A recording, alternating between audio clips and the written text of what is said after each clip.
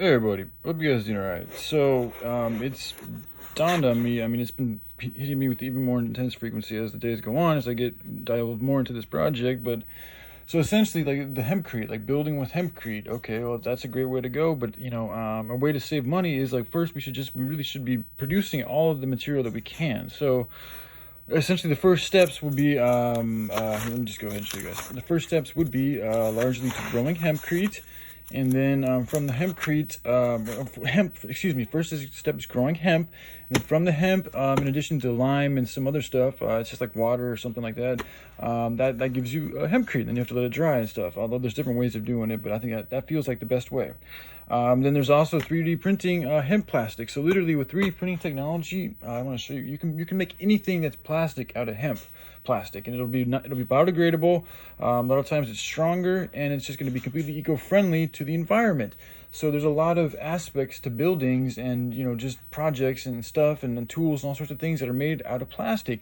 And instead of paying other companies and other people for materials that probably aren't going to be as biodegradable, even if they are, it's going to be cheaper if we can do it ourselves.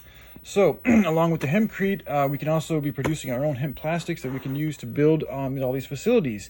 And then I also still want to get in as quickly as possible hemp healing tinctures, because the roots themselves have a tons of healing properties to them. So there's no reason why we can't offer that up also. And then also hemp solar panels. Now the solar panels, it's a little bit more complicated because it's technology, but essentially it's just compared to other things, it's not that complex, but it is a little bit more complex than hempcrete and 3D printing. Then also hemp-infused supercapacitor batteries, which are even more complex than the solar panels. But these are the 5 things that came to me as far as potential products for the first phase of the operation. And then when it comes to like actual movements and buildings and organizations, this is what I got. So we got number 1 essentially would be an eco-friendly, alternative, clean construction team. Maybe include some basic physical, martial arts, and firearm training, because again, like they're gonna come after us. Like I feel like it's pretty much 100%. Well, let's just call it 99% guarantee that eventually, some way, somehow, the enemy, the opposition, is going to do things to try and destroy this movement, however way they can, probably a multitude of ways. So having everybody able to defend themselves and everybody able to build is just going to make us more successful, potentially give us more of a potentiality for success. So yeah, again, because I think we're going to have to build the defenses, which is number 2. So first we need the construction team and to learn how to build with hempcrete and using other materials that we can. Again, I'm okay with using wood as long as it's already been used before. I really don't want to pay for new wood just because I feel like it's not that I feel, it is perpetuating this lumber industry, which is largely destroying the world. But if there's ways where we have to, I'm open to that, because what we are working on is going to replace the lumber industry. So if we need to use a little bit of new lumber in order to get to a place to where we don't need the lumber anymore, that's okay.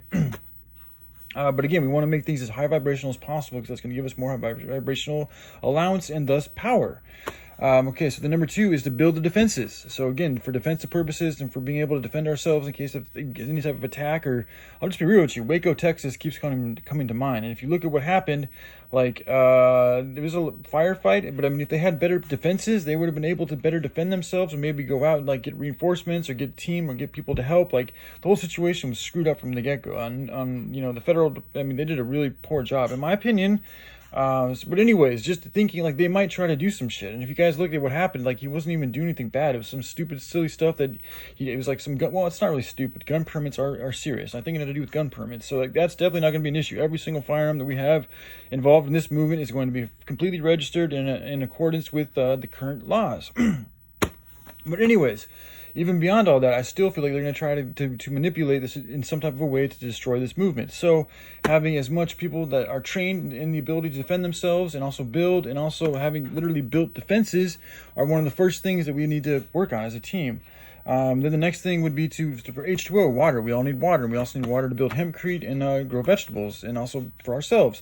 So we need to develop aqueducts, irrigation, and distribution methods. Number 4, traditional farming of hemp and other organic foods. Pretty straightforward that we need to eat. And then number 5 would be construction development of a clean, eco-friendly alternative energy generators.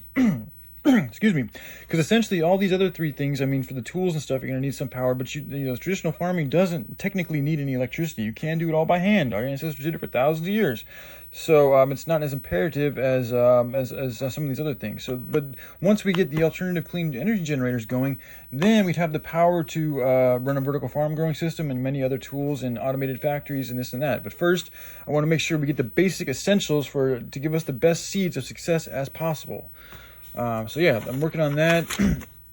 And then just to share, I already kind of went over this, but this is just kind of the same thing I already went through. I did want to share, well, maybe I'll do another video for that. And then to give you guys just a basic idea for potential, I'll make another video. All right, love you guys. I'll take care. Bye.